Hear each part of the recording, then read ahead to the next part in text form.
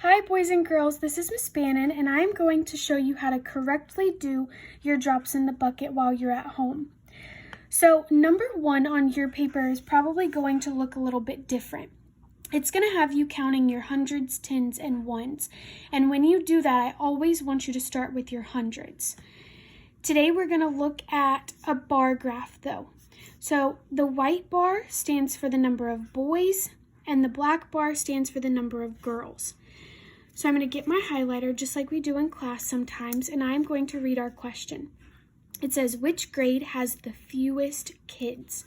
So with my highlighter, I am going to highlight my keyword of fewest.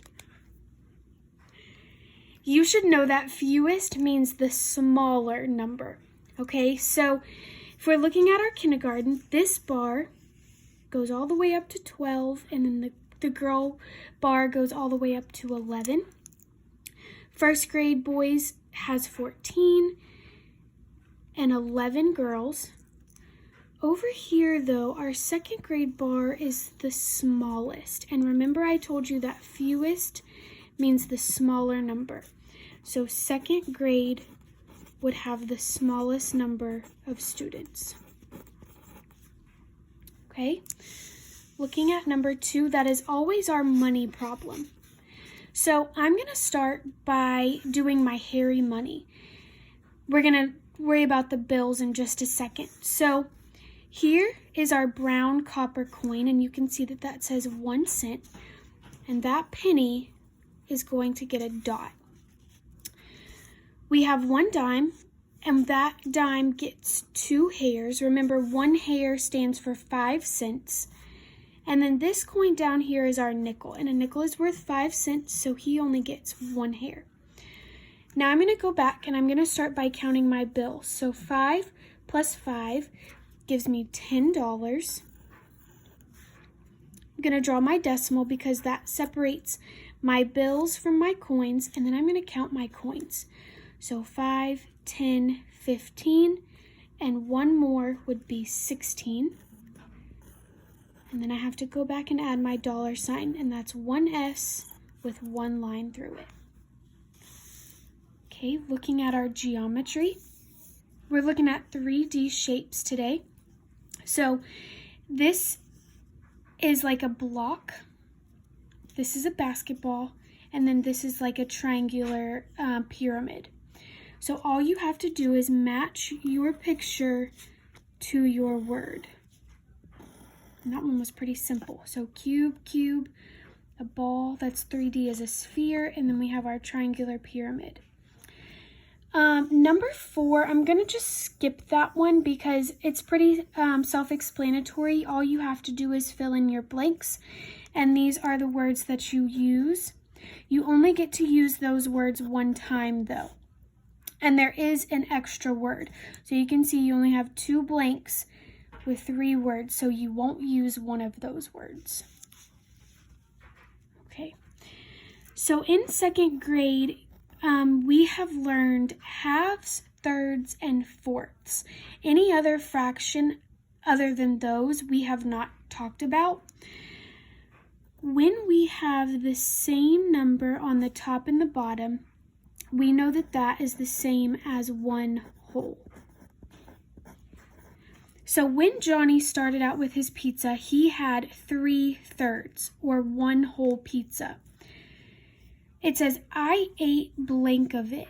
So these pieces that are gray, that is actually Johnny's pizza pan that you can see now. So you would say he ate 2/3 of his pizza. Now I have blank left. So he has just this 1 piece left out of the 3 that he started with. So we would say he has 1/3 left.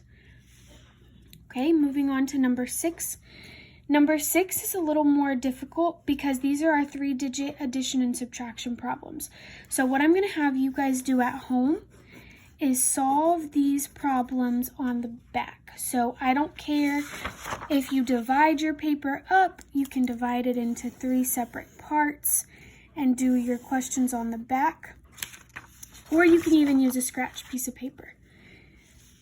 Okay, number 7 is the same thing. So it says, we have read 248 pages of my 600-page big book. How many pages are left to read? I'm going to highlight that keyword again. We talked about in class that left means we need to subtract. So again, you would probably need to solve this problem on the back or on another sheet of paper. And we talked about also that every time we subtract, that bigger number must go on the top. Okay? Here's our digital clock. We just finished learning about this, so it's exciting that it's on our drops.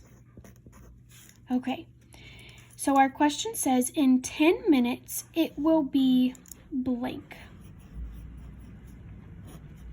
All right, so I'm just gonna draw my H and my M. So there's my hour, it's 8, and my minutes are 27. So I'm not even gonna have to change my hour because it's actually asking me about the minutes. So over on my other clock, I'm gonna leave the hour as 8, but I'm gonna add 10 minutes to that 27, and you can quickly do that in your brain. 27 plus 10 more would give us 37 minutes. So our new time would be 8:37. Okay, I'm just going to show you a couple of these to do in your brain. This should go pretty quick. It's our basic facts.